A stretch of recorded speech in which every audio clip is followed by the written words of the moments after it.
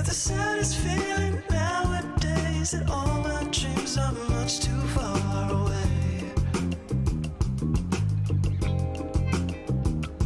Sometimes the nights got me aching, working hours in the cold.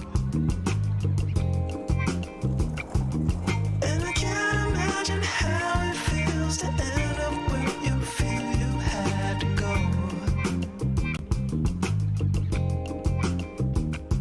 I've been lost, starving, praying nothing.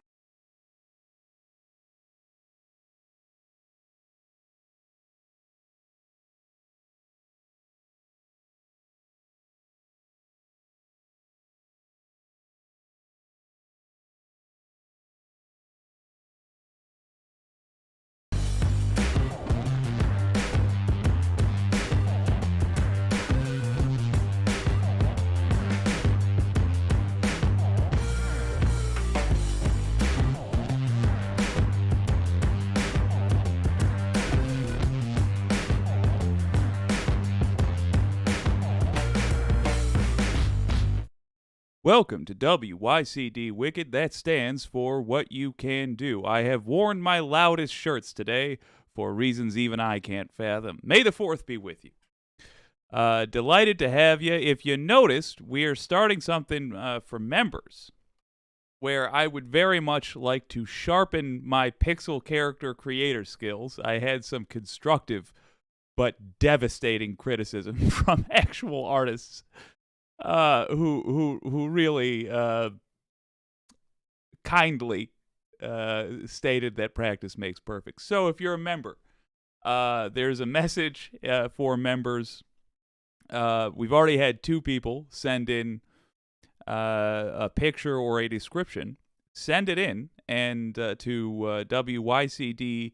Excuse me. Send it in to what you can do at wickednetwork.com. And maybe you should have done this beforehand. We're going to start using stuff like this. Yeah. We're going to feature members on the channel as pixel versions of themselves. We have a May the 4th Cortez Crimson here. Love it. Thank you very much, my friend. For the other person that sent in and a picture, I'll also do that, but to give you a sense of my skill level, that little under 5-second GIF took all my free time. So we're gonna keep working on it. I just wanted to chat today. I wanted to hang out with you guys and talk about the state of things from a very broad perspective. I also see that we've got folks talking about how many hours they're working. Anti-corporatist was indeed first. Hello to Wicked Foxy Dragon. Great to see you. Wireless Mike, delighted to see you. Oh, mercy me. Yeah, it looks like anybody listening to Lance from the Surfs debate Timmy Pool, says Wireless Mike. I didn't know he was doing that. I certainly will. I'll tell you what. That's gonna be delightful. Tim Pool styles himself as this like super intelligent journalist with a background doing amazing things. The reality is his career looks more like mine. I'm proud of what I did back in the day. Sure, writing stories about whatnot, but wasn't exactly filled with bravery. And watching him get trashed by people that actually know what they're talking about, it's like I'm not sure if I would call it a vice, but it's certainly something I enjoy dishonorably, because I know it's all right. How about this? It's an unfair fight. I know anytime Tim Pool debates somebody, but it's with a mouthy little cuss. So it's one I appreciate. How's everybody doing? Ooh, Wireless Mike said he's been on there for the last half hour. Nice. Then good. I'm gonna be watching that after this for sure. Oh, it was a replay. Okay, apparently Olemi Aloran lost it and had to leave. Interesting. The the anti-corporatist says, "Yeah, Jake, but Tim is a right-wing grifter, so he's a millionaire." Okay, there is a stark difference between Tim Pool and myself that I did not point out. Fair enough. I should start a second channel where I just say everything right-wingers want to hear, and then at the end of the stream, I spend a full 10 minutes just going like, it'd be like if you were, let's say you were a fundamentalist Christian, and not to pick on Christians yet, uh, but for whatever reason, it doesn't matter which specific religion, your religion forbade pornography. Instead of like protesting against it, a better way to attack it would be to just like put on like to the publicly uploadable sites genuine pornography, and then just after the moment people are calculated to have been done with the thing, just show a nun being like, are you proud of yourself? I don't know why she's Catholic, so apparently that also means she's Irish. I don't know. I'm telling jokes because we have just the darkest possible subjects to go over. Yeah, let's get it started proper. I want to talk about something that happened recently that bummed me out and should bum us all out. But let me record this so that I can upload it later and we can be sad again, but then do something about it.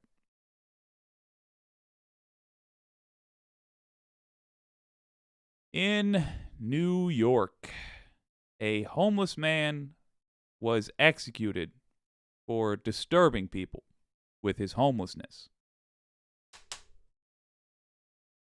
Continuing the panic from conservatives, the panic about people who dare exist near them, the cowardly reaction on behalf of conservatives to just kill first, and then expect praise for being a murderer. We've had a homeless man executed. His name was Jordan Neely, according to this report from ABC News, and he was killed by another New York City subway passenger who held him in a chokehold for several minutes, according to police, and a video taken of the incident. Neely had been allegedly yelling and ranting on the train before being subdued by another subway passenger, according to the independent journalist Juan Alberto Vesquez, who reported the incident via the Facebook page Luchas de Nueva York. "I don't have food. I don't have a drink. I am fed up," Neely said, according to Vasquez. "I don't care if I go to jail, and if they give me life in prison, I'm ready to die." According to the NYPD, a 24-year-old man subdued Neely, who was allegedly harassing passengers and making threats. Police sources told ABC News that the man was not specifically being threatened by Neely when he intervened. Cell phone video taken by Vasquez captured the aftermath. The footage appears to show Neely being choked by another subway passenger as a different passenger holds Neely down until he stops moving. They ganged up and killed him. Police confirmed Neely lost consciousness after the physical struggle. Neely was rushed to Lenox Hill Hospital, where they confirmed that he had been murdered by these two people. The medical examiner determined that Neely was killed by the chokehold, and his death has been ruled a homicide. The 24-year-old man was questioned by detectives and released, according to police. And on it goes. What happened? Well, this guy was homeless in the United States where we have the land, we have the empty buildings, we have the excess food and water. We really wanted to be generous. We could provide free internet and electricity and all that. We have it. But we choose to force some Americans into a sick game. We are living in the Running Man, essentially. What happens if you run out of money in America, if you lose the capitalist game, if you dare leave your job and try to start something on your own, if you dare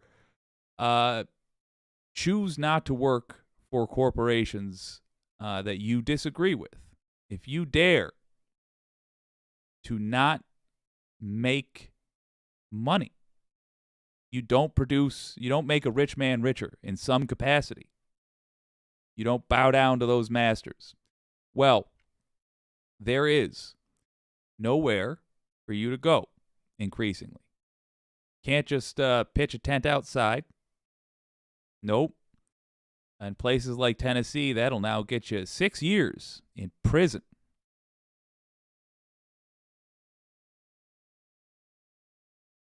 You are allowed to be attacked. You're allowed to be treated like something less than human. People say cruel things to you. People sneer at you.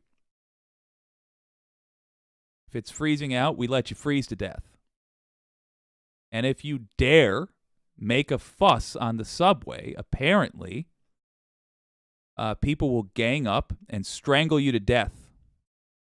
Other people will watch and film it and not intervene because you were making a scene. You were scaring people that had money, and they're easily spooked. They're a skittish lot. That's the reality we live in. The Majority Report talked about it today. I'd like to play the call they took from Dave from Jamaica, who, in my opinion, nailed exactly what the cultural problem is. We already know we have problems in the legal structure. Sure, we have to deal with that. At the same time, as we've seen when a basketball rolls into a yard or a child knocks on a door, we have a cultural problem too. Conservatives in the United States and the vast majority of people who are comfortable, they're encouraged to be cowards. And so they act like cowards. They're a cowardly culture, and we have to deal with it. Let's listen to Dave from Jamaica. All right, let's take a call really quickly. Calling from an 818 area code. I think I know who this is. Who's this? Where are you calling from? Hey, it's Dave from Jamaica. Hey, Dave. How are you? You calling from the mines, buddy? What's going on down there? Yeah, you got it. No speaker. You're a vet. I am calling from the mine. You are? Yeah, I am. Yeah. All right, you get a pass. So, all right.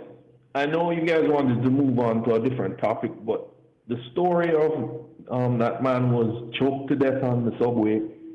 It really bothered me. Yeah, Jordan Neely. I don't know how Neely, yes, and I don't know how to express it, but I'm tired of coddling people who have fears of crime and stuff, because I hear the same story down here as well. It's an excuse for cowardice, right? I see lots of homeless people down here as well, and when I went over to New York, same thing. And the truth is, homeless people in general are more afraid of everybody else. Yeah. And they have reason to be so, because I've seen it growing up. They are constantly abused by people all over the place. And they're abused by society. Yeah, constant. I've seen many a homeless person run out of a shop because they smell bad, and when they're going through a mental episode, people are Point 1, he says that we coddle. Hold up.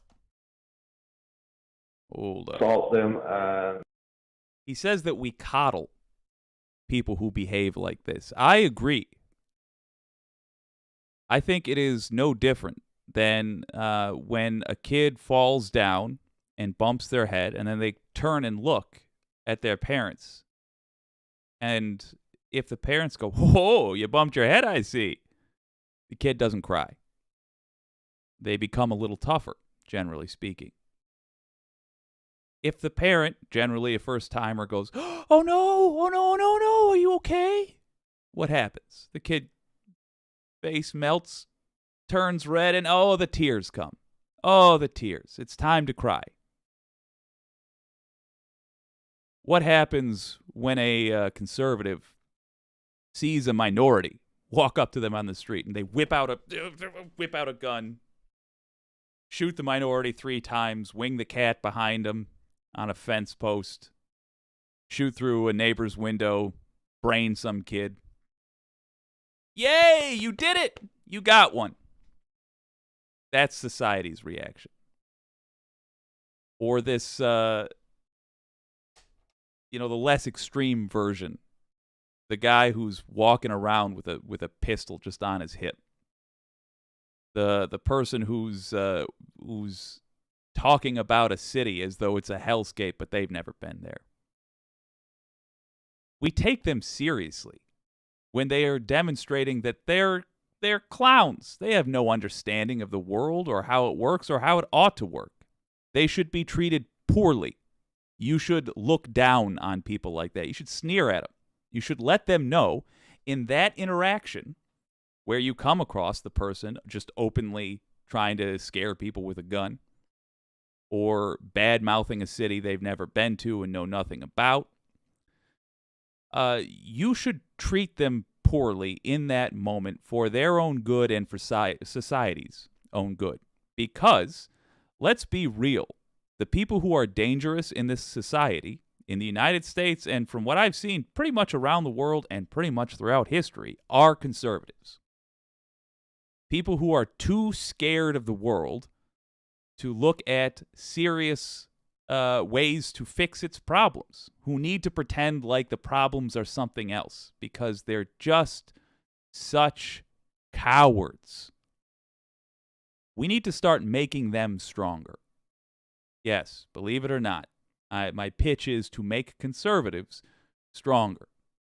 Because if they become stronger human beings, I truly believe they will cease to be conservatives. They won't need their binky anymore.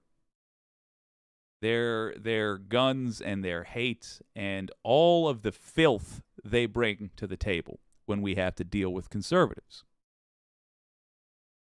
Because they have been so coddled, they've become so spoiled, they are such useless members of society, 2023, that now they're just out here killing people.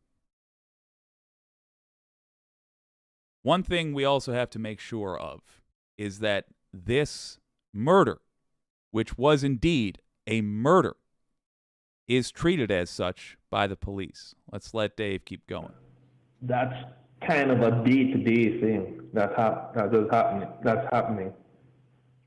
And it really annoys me. Yeah. And the part that pisses me off the most is I think that man should be charged with murder, because I used to do UFC training, and Matt brought up that if you're putting that hole, you're passing out in like 10 seconds or 20 seconds, especially if you are not in the best physical condition. And whether he was held for 3 minutes or 15, after you pass out and somebody has you in that hole, they're cutting off blood to your head. So you're going to have brain damage in maybe 2 or 3 minutes, and you probably die in 4. And all because what? He was loud on a train? I mean, I don't know if I'm on a hemisphere of cowards now, because it seems like everybody's a goddamn coward. Yeah.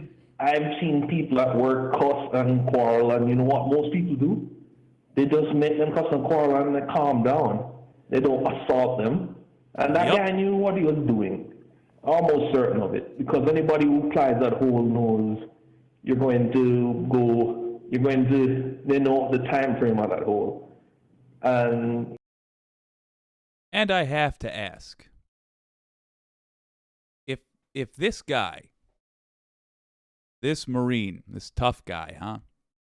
If he hadn't seen cops get away with this again and again and again, if he hadn't seen Big Brother not get punished for treating another human being like this, was he thinking, oh, I'm doing free cop work. I'm a good person here. I'm just killing this person like any cop would.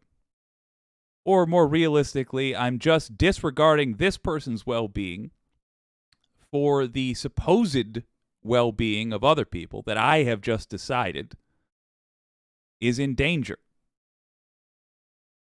Let's be clear, this guy, apologies to Brandon, this guy was complaining about being homeless. Just think about that. What was he saying to these people? I don't have food. I don't have a drink. I don't have a home. What am I supposed to do? You guys are going to get off this subway train and go to warm places. I'm going to go out into the night. F all you people, is what he was saying. Good. He was right. Damn them for killing him. I heard he threw things. I don't care. I didn't hear about anybody else going to the hospital. This was a murder. We need to start in the American way, which is depressing, but it's the only way it is going to start, with the lowest offenders. And oh boy, we're going to talk about that in a moment. But start with the lowest offenders, which would be this guy, this civilian who chose to murder another American. Treat him like it, so that the others see that this is what happens if you murder somebody. if he pleads ignorance, it's pure bullshit. I'm so sick and tired of it, to be honest. I'm tired of coddling cowards, because most people complain most about crime have not really experienced that much crime in their lives. I'm sorry. That's the general thing about it. It's what Matt says. Most of them have not experienced it. That's what Matt says about how, like, you know, he gets asked a lot from his North Dakota. I don't want to misrepresent what you say here. They act like I'm some sort of like I'm in Iraq or something because I walk to work in Brooklyn, and like not understanding that, like, actually compared to Omaha, like there's less crime per capita here, and it is a part of the. Like, this is like this again. Hollywood made a movie called Death Wish where a vigilante just went around killing people, and you watch that and it's like, holy shit, how did this get made? That's what I felt like 10 years ago watching it, and then it's like, oh, exactly, there's an audience for this. It's sort wish of thing. fulfillment, and I mean, Bradley and I grew up in the New Jersey suburbs, right? And like, I'll be honest, that is. I hear this from like friends of my parents and like shit like that all the time. It's that is the concern, is that I want to be able to go into the theme park that is New York City. We just lost Binder. The theme park that is New York City, and it be like Disney World. Like, I want to be able to go and see a show and it be a pleasurable experience for me, and somehow that cowardice, as you put it, Dave, trumps humanity. It's like it. And this is the coddling, reaching into those who are simply comfortable. It is just like at work. There are people that it's just like acceptable to complain about. You ever been in an office where there is somebody that everybody hates, and if you want to vent a little, your general stress, you can really tear into that person? This is one of those issues. Comfortable people in their little bubbles getting to say, oh, let me express concern for you. Oh, those cities are so dangerous. It's just something they are allowed to say, and you're supposed to treat them like they have real concerns. Don't do that anymore. If somebody mentions a major city being dangerous, First of all, do the work in your free time. Know whether or not that's true. There's 6 cities that get mentioned frequently, the top 6. Fun fact about the way civilizations work, if you take the population of the largest city in any country in any point in time, generally speaking, an equation that works is the second most populous city will have half of the most populous city's population. The next one will have half of that, and the next half, and so on. So in the U.S., there's only a handful of cities you need to know. Guess what? In every red state, the situation with gun violence is worse per person, as in per capita. Per 100 people, there is more gun violence. More crime. They're worse places to be, if that's what you're measuring on.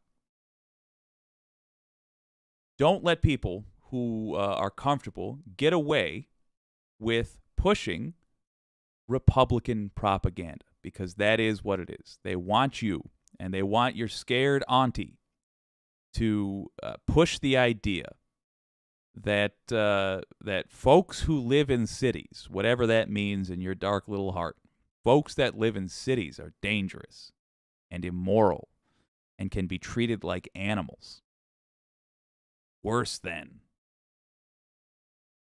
That's what they're trying to get your terrified auntie to do. Your terrified auntie, just remember, she's looking to you after she bumped her head on some Fox. So don't give her the pass on that. Correct her. It's an act of love. It's absolutely mind-boggling. Well, I'll give you a story. When I came here last year to New York, right? I didn't add this. I came in very, very late. There was subway basically empty, and there was a lady going through mental distress in the subway as when I came out, and I figured she was down there because it was warm and whatnot. And you know what? I didn't panic. There's nothing to be scared of, right? She's having a mental issue. The only thing I regret is that there was nobody to direct her to, or to get somebody to help her out, right? But right there is what I want to talk about coming out the other side. We are going to let Dave from Jamaica wrap up because he is a rare and beautiful beast to call into the Majority Report. Big fan of Dave from Jamaica. He's up there with that shockingly handsome guy whose name I can't remember, but the farmer fella. I'm going to let him finish up, but that is what I want to talk about. And think now, for coming out the other side, about how we can best make it easy for the average person who doesn't have a whole spare guest house to help people who are in distress, like Neely was when he needed help, and he was telling people he needed help. these people, when they hear people shouting, is like, well, I'm in danger. It's like everybody has cop brain or something. Mm-hmm. But it sickens me. I'm just tired of it because I hear it from people who are gun nuts all the time, fantasizing about how when somebody's going to break in their house, they're going to pull their gun from their trousers, and they have to be tactically. I am sick of it. I am tired of it. Personally, the more I see of it, the more I don't even want anybody to even own weapons because they've proven themselves mentally unfit to have them if they're that paranoid. I mean, look at the mass shooting in Serbia, right? They're not going to charge the kid. The kid's probably going to be in an institution for the rest of his life. And they charge his father, right? I can't even imagine that on this hemisphere. It's like everybody here has lost their goddamn mind. Well, anyway, sorry I'm bringing such a downer, but it really... It's getting to us too, pisses obviously. me off. I would recommend a broader piece here. Motherboard Vice, despite the layoffs at Vice, still publishing a good piece here. They just need this is the headline. They just need a safe place to be. How public transit became the last safety net in America. The surge in homelessness on transit systems creates a conundrum for agencies used to the old way of doing things. And I mean, that's what is like, that's people are going there because it's a place to like maybe get some change so they can have some money, like and like the problem is like that they feel the need in the first place to go ask strangers for money, like that's because of how like society prefers it that way, like the people. And as Matt was saying there, the people who want this to be are essentially the bosses. They want their employees terrified to leave. That's the threat. That's the physical threat, is that you will become one of these people who we are allowed to make a sport of treating badly. There it is.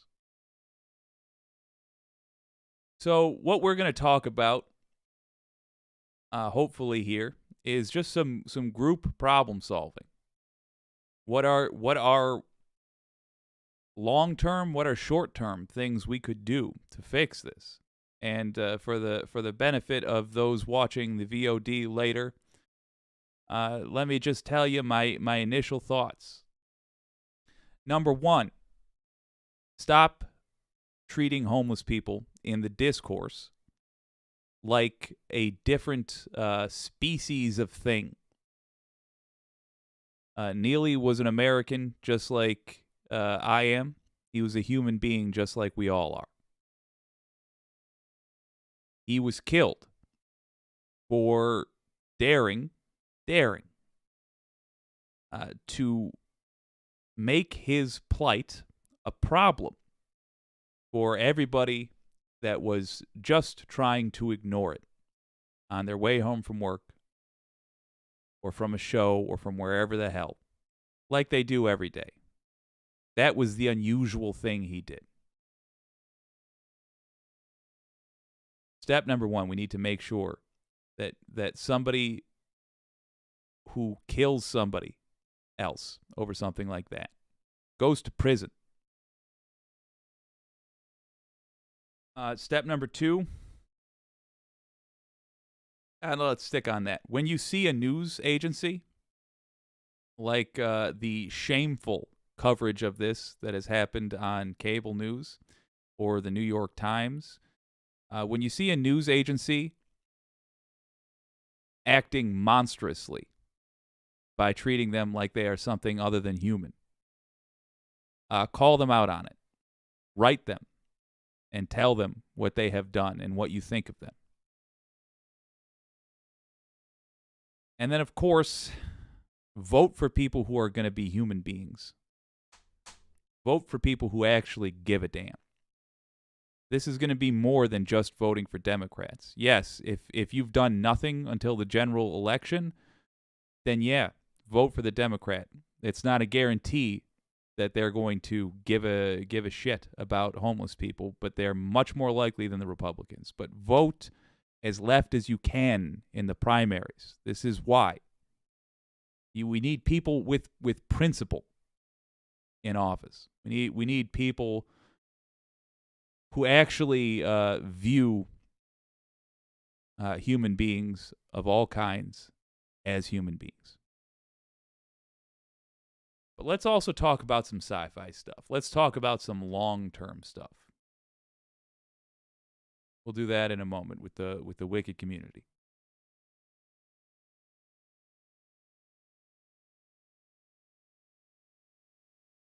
All right, long-term, what are we thinking? Firstly, let me read some of these comments. Dawned on Me says, "Hi, I'm really frustrated tonight. The news is overwhelming a lot, but Proud Boys convicted of sedition is very satisfying. You better believe that's coming up next. We are doing a palate cleanser. And it feels so good." Anti-Corporate says, "Have we heard anything from AOC on this?" I have not, but it does seem like it would be right up her alley. Wicked Foxy Dragon to Dawned on Me says, "I hear you. I was angry earlier reading about Little D signing more disgusting bills. Then I heard another story about a woman forced to give birth to her baby that was destined to die." Yeah, it's super, it's a bummer. Zick says long-term, William Gibson. Sigh. I'm hoping long-term Gene Roddenberry. I'm actually thinking it's plausible.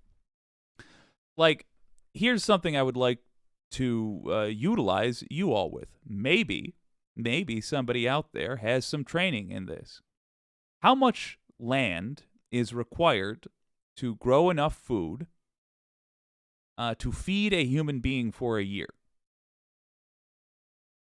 I truly don't know this. If you just say, okay, rice and beans, or actually rice is an expensive crop, I take that back. Beans and whatever else is cheap to grow. What is the minimum amount of food you need to, space you need to take up to grow food for a human being for a year? How difficult would it be to automate a plot of land to grow that food? Where in the United States is there room enough to build housing for somebody? What is the cheapest you can build a housing unit for in the United States? Modular homes, for example, that's a thing. They're literally homes that are built somewhere else, then shipped around and assembled on plots of land. Are they castles? Hell no. But they are warm. They keep the rain off you. Knowing how much land we need means we would know how much resources we need. If we can't automate it, obviously there's not a robot right now that wanders around planting seeds, but there is certainly machinery that lets one person do a tremendous amount of work where 100 years ago it would have taken a team of 20. Or at least it would have taken that one person of an unreasonable amount of time. We should get these together and put together bold pitches.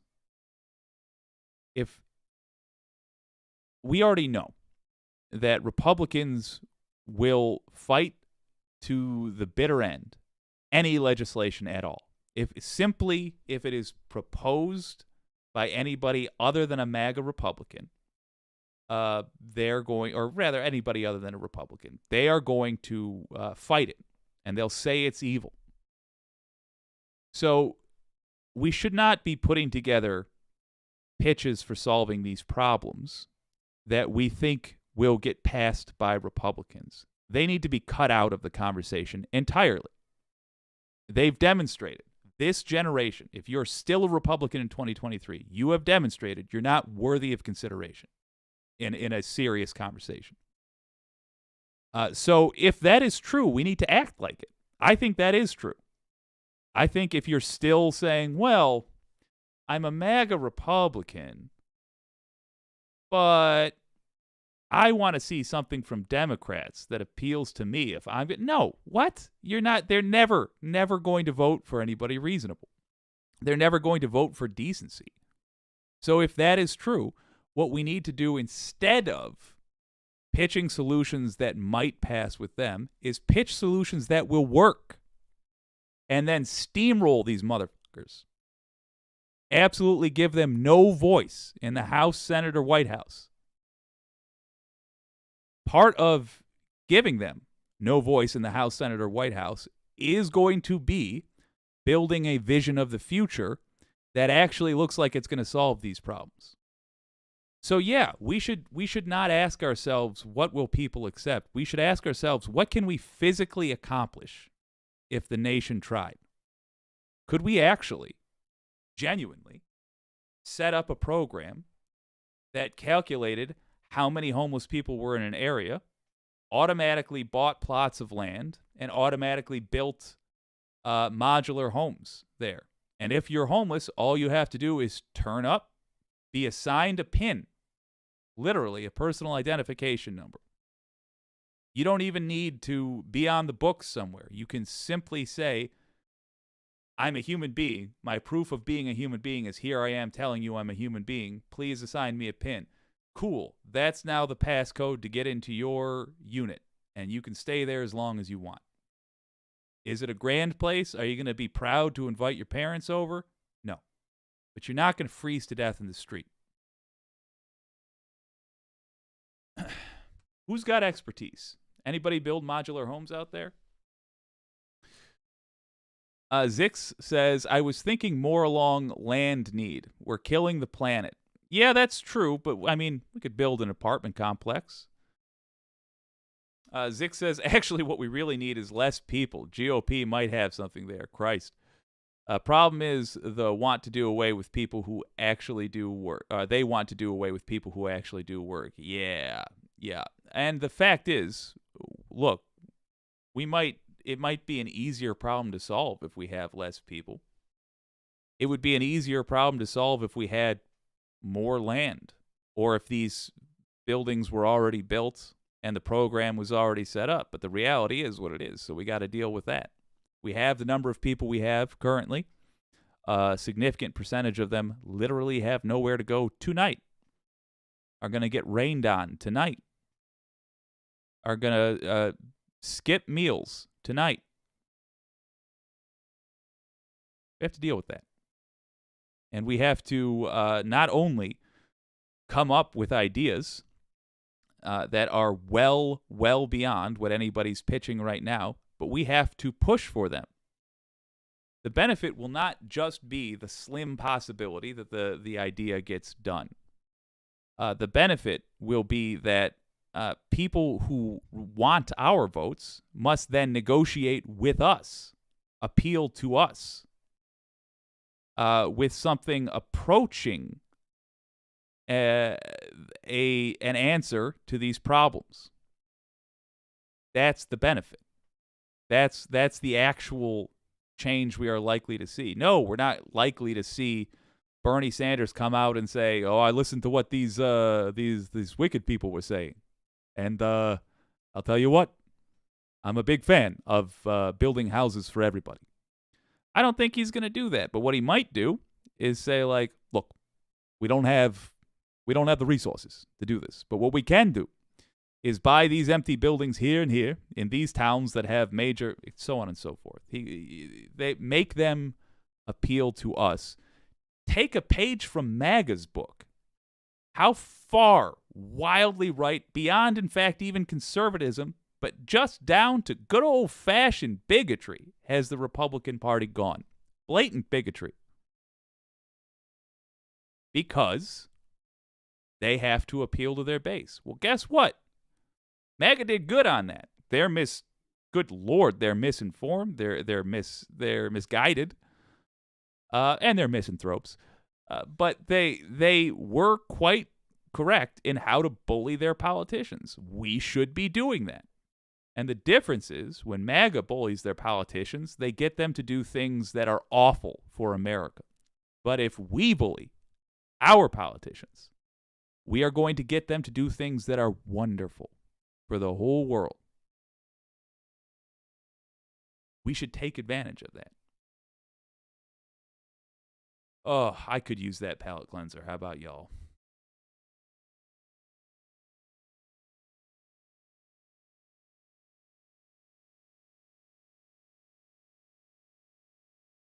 Well, let me tell you, folks. Midas Touch did a great live stream today. I wanted to look at it with you because they are talking about the first convictions of seditious conspiracy, full-on betraying the United States, that have come out in regards to January 6th. So when is Trump going to be thrown in the back of a paddy wagon?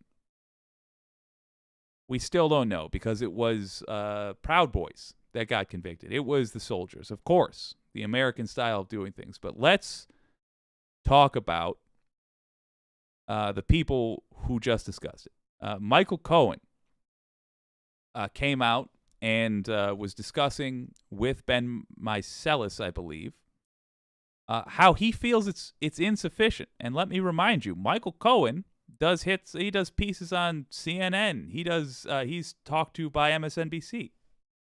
Midas Touch is such a big network that they get their talent to appear on cable news all the time. So my hope is what we are seeing is something that pretty soon that scared auntie I was talking about earlier, will also see on cable television. And that is the fact that, as satisfying it is that these punks got quite correctly convicted, we need to get the organizers. Here's Midas Touch.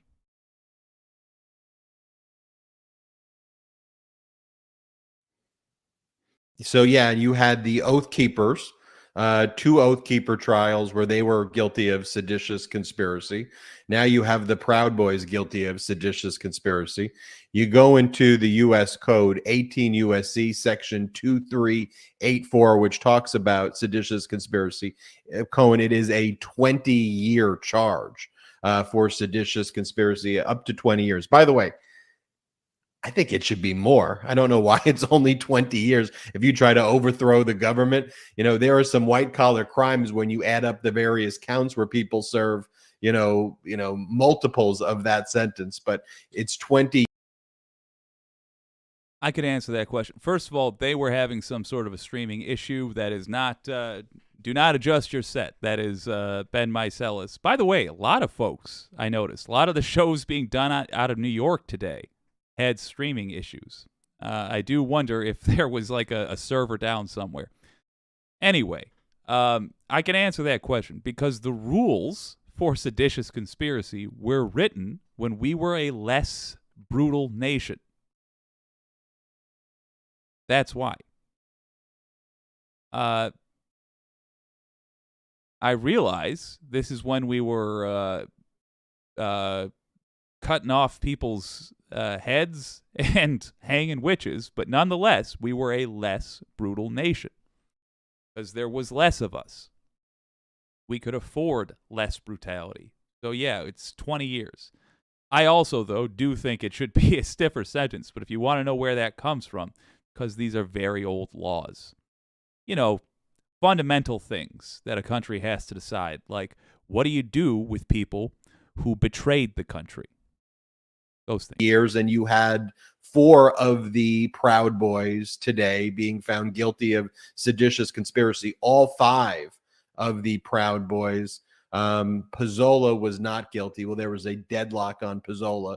Nordian, Biggs, Rel, Tario were all found guilty, but all 5 were found guilty of obstruction and other charges that will put them all together put them away for about 20 years. So all of them guilty on lots of the other charges. On the seditious conspiracy, you had 4 who were found guilty of seditious conspiracy. But to your point, the Department of Justice has now done 3 trials. The Oath Keepers 1, Oath Keepers 2. I think they did a 3rd Oath Keepers that they're doing, a Proud Boys trial, seditious conspiracy. And now they're working their way to Donald Trump. Yes, they're doing what they're supposed to do. Here's the problem, though.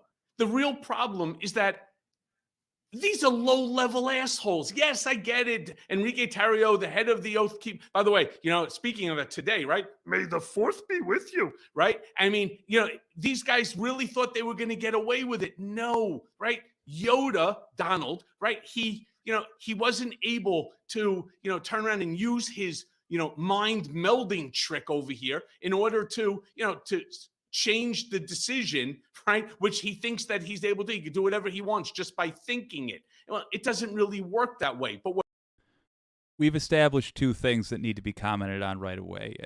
Number 1, Michael Cohen does not understand Star Wars. Number 2 is he does understand the American legal system. He is knocking this out of the park. Let's go back to it. What bothers me the most, so far, everyone who has been charged, and these are significant charges. You've already stated that with pretty good clarity. These are significant charges carrying up to 20 years or possibly more. I'm not so sure it's 20 years only, but 20 years. And at the end of the day, what about all of the big shots? What about the members of Congress that assisted? What about some of the folks like Eric and Lara Trump that ended up seizing the ellipse, what was supposed to be, a rally, and then they turned it into a march. They violated a whole slew of things. What about Rudy Colludi, drunken Giuliani with his bullshit, or Josh Hawley, pushing people to go to the Capitol along with Donald? I mean, there's a lot of people here, government-wise. Yes. Players, real players, not these morons that were following the biggest liar in chief that's out there. Yes. Instead, it's only the little guy that gets fucked. I mean, like me. For God's sakes, where are the ones who are really responsible for it? How is Donald already not indicted on this charge? Hell yes. That is the argument we've been making at WYCD Wicked for months. For 4 months. Also known as how long this channel has been in existence. Where the hell are the charges? By the time this channel started, it was well past the time charges should have been filed against Donald Trump, against Josh Hawley, against Marjorie Taylor Greene.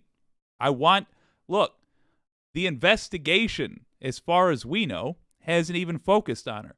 I'm not satisfied that she didn't lead freaking traitors through the halls of Congress to show them how to get around when they were engaged in seditious conspiracy. I want to know that investigation has been thorough before I'm going to say that she doesn't belong in prison.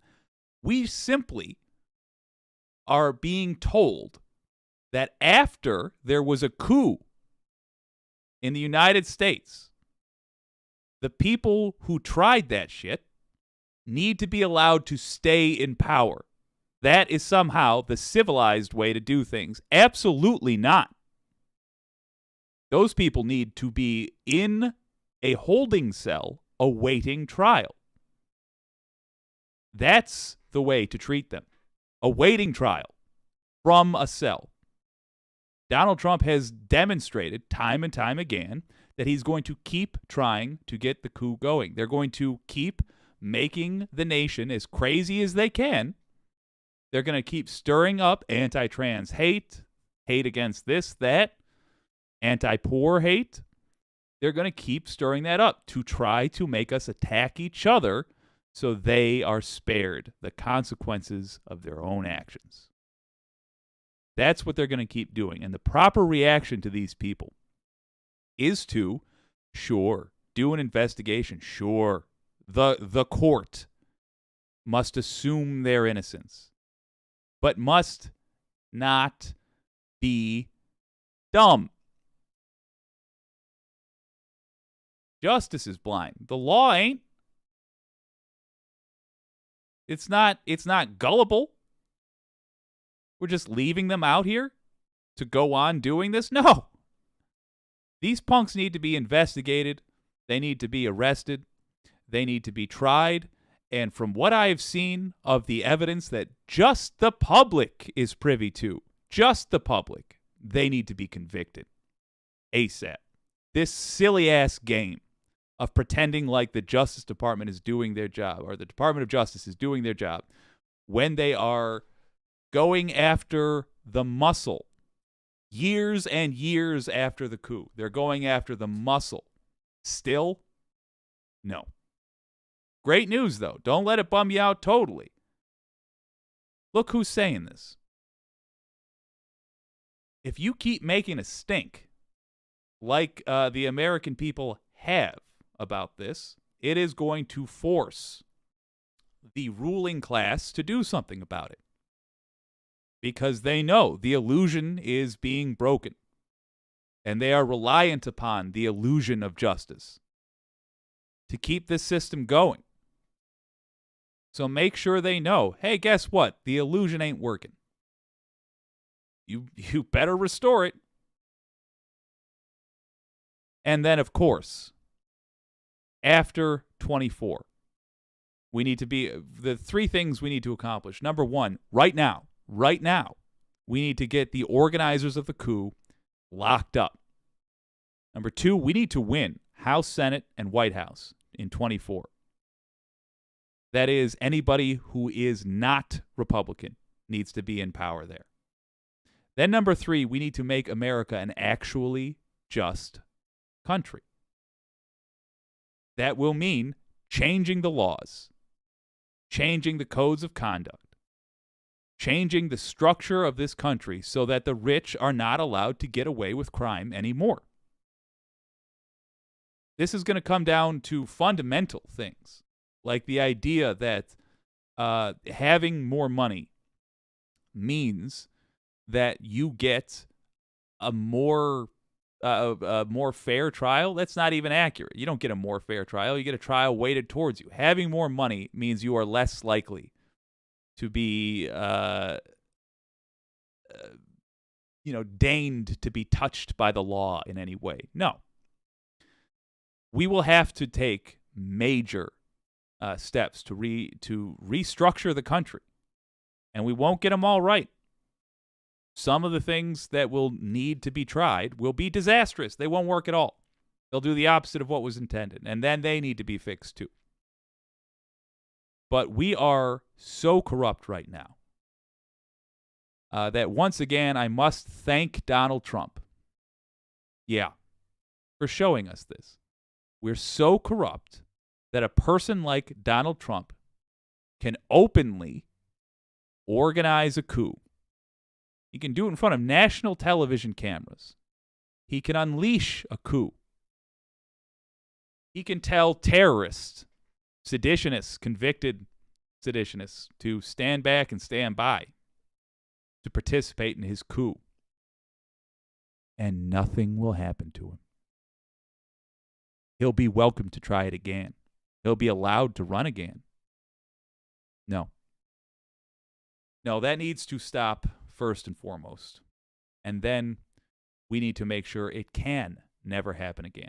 Yeah, we should all be happy. They got Enrique Tarrio. Fuck him. Who cares about him, right? Okay, he broke the law. He should be held accountable. But it's not just the little guys that are supposed to be held accountable. In fact, it should be the big guys too. And that's just, it's just not happening, or it's not happening fast enough. It's a great point, because if you have Enrique Tarrio and these Proud Boys guilty of seditious conspiracy, why not Jared Kushner? Why not Ivanka? Why not Rudy Giuliani? And of course, why not Donald Trump? They were the ones who coordinated and planned this. Heck, the defense by the Proud Boys was Trump made us do it. That's what Enrique Tarrio argued. Not only are they not charged yet, right? They go to work every single day where we're paying them. These are fucking traitors. They are traitors to the Constitution. They are traitors to the, to the Capitol. I mean, these are the same people. I don't care that they weren't on the outside, that they were on the inside. These are the same people that caused this entire ruckus where they wanted to hang Mike Pence and kill Nancy Pelosi. They're responsible, as far as I'm concerned, for all of the damage that took place inside the people's house. They're responsible for all of this, and yet these are the same assholes that are voting on bills and that are legislating on behalf of the people that they were traitorous to. It doesn't make any sense. Yeah. No, speaking of that, I mean, there's corruption. It seems at all layers of this modern day Republican Party. Question I have is, are we really going to let the bills they voted on stand? Are we going to let traitors keep making laws for us to follow? Are we required to follow the laws made by traitors? I don't think so. I don't believe so. I don't understand the logic behind us obeying anything a MAGA politician says we have to do. If they're a traitor, if they're one of the people that participated in the coup, I don't see that as a just law. They should not be allowed to be in the position they're in. It's the fruit from a poisoned tree.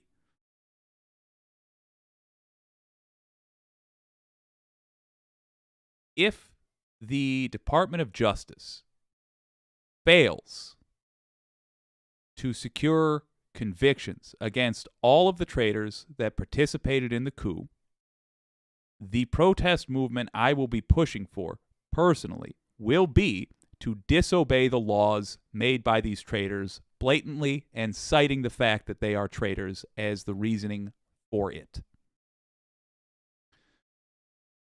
But we're not there quite yet. Remember, we can put pressure on the Department of Justice. We've been told for decades and decades that we have no power outside of the voting booth and that that power can be picked away at freely. It's not true. I would recommend contacting Merrick Garland and sending him that clip from the Midas Touch Network. Hell, send him this. Merrick Garland, you are a coward.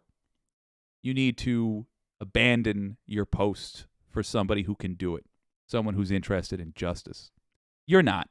You're interested in serving the powerful. That's not why you're there, and you know it. That's not why you're supposed to be there. We take that back. You know that's why you were appointed. You are the milk toast, watered down, pathetic answer that the establishment had to policing the establishment, which, God help us, decided that MAGA could be a part of it. Merrick Garland, you have no right to hold the job that you do. And you are a detriment to the country because you're just too damn weak. And if it turns out that's not true, then your judgment is just too poor. You think that it is somehow in the country's best interest to take multiple years to address the leaders of an attempted coup in the United States. So long so, in fact, that the main organizer of it is now running for president again. We have had laws made by these traitors because you have failed to do your job. You're not worthy of the job, Merrick Garland. You're a small person standing in shoes that we need a grown person to fill.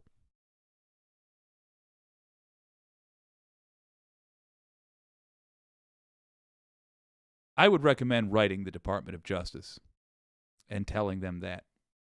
Put pressure on them. Merrick Garland should feel at least as bad as you do about the job he's done. Let's see what the wicked community has to say.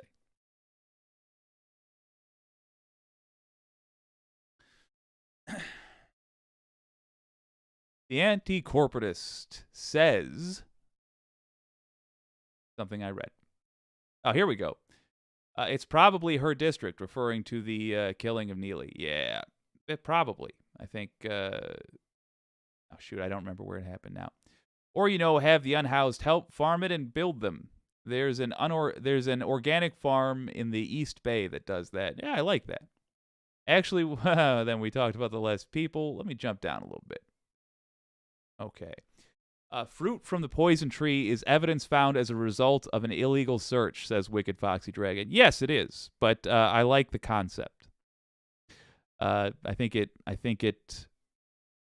does a good job of describing why you cannot take a benefit from a system that is corrupt. Even if it is something that will benefit you directly. The anti-corporatist says, imagine if Moscow Mitch McConnell hadn't held up Merrick Garland's nomination. We might have an AG with functional balls. Yeah, you want to hear something funny.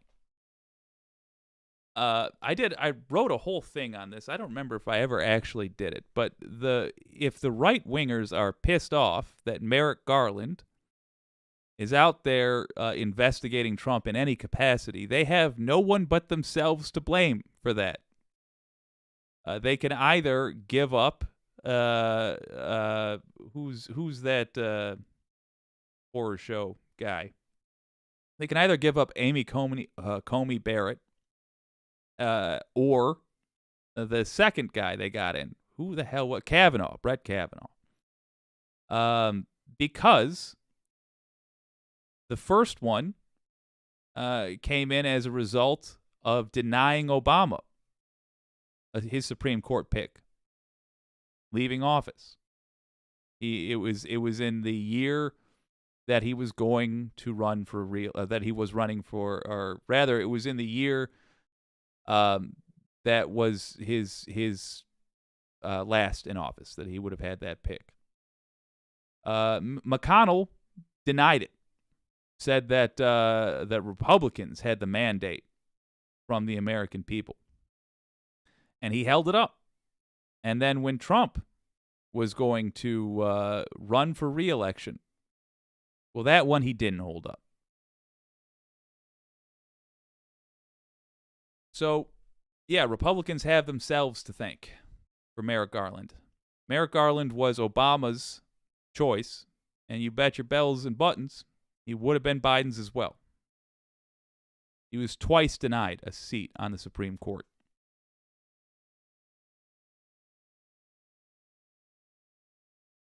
Here's what I would like to pitch to you guys, and I'd like your general thoughts on this. Oh, the anti-corporatist says all those right-wing justices belong in jail for their corruption. Wholeheartedly agreed. Diana Dean says, hey, Jake and everyone. Hello. It's so refreshing to listen to your uncluttered and principled thinking on these issues. Thank you. I don't know about uncluttered, but I try for principled. Delighted to see it. So here's what I want to ask you guys. Mull it over. Let me know what you think. We're going to do a Friday Peace Talk soon. Well, tomorrow. And I want to know, I'd like you guys to maybe come in with some thoughts on this because I want to keep talking about it. What in your experience will be the most effective way to demand that rich people get treated? Let me try this again. What would be the most effective way, in your opinion, to structure the country so that rich people get treated the same, powerful people get treated closer to the same as everybody else?